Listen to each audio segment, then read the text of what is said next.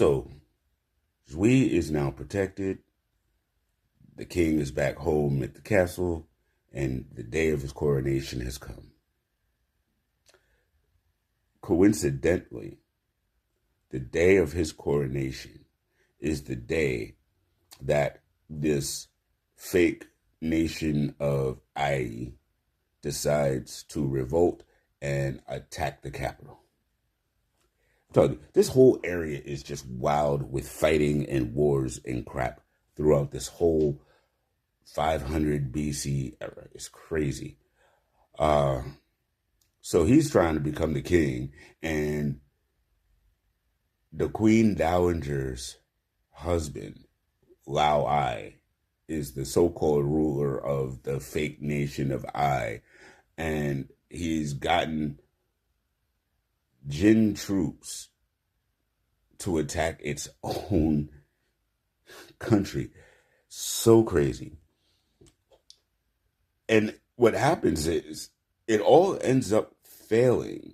And the thing is, so Li Wei is actually behind this entire scheme. And his goal is to have Lei Ao's whole army decimate King Zhao, King Zhao's children, his wife, everybody.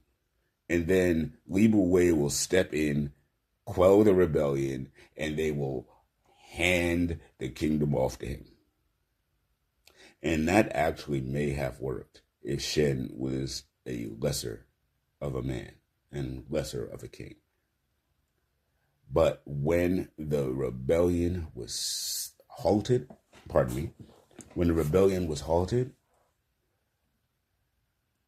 Lao Wai was captured and confessed to the whole thing.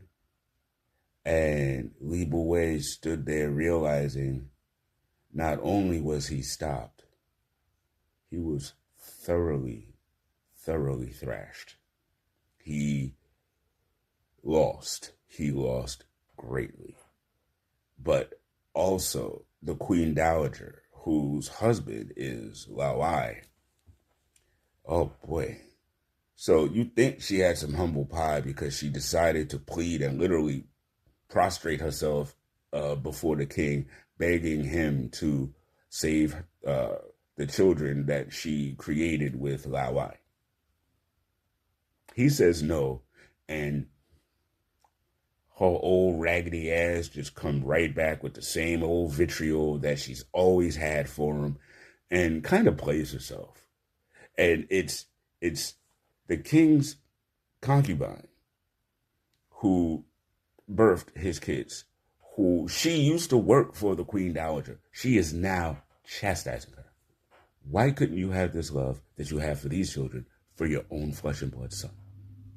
Like, wow. Like, so much in these episodes, just so much intensity and emotion. And at the end of the day, Lao Wai got drawn and quartered. That's when they take the rope and they tie it to each leg and they tie it to each arm and they tie it to a horse or a horse-drawn cart, 4 of them, and they all wata in different directions, and so does your body. Yikes. The queen ended up being stuck up in the tower,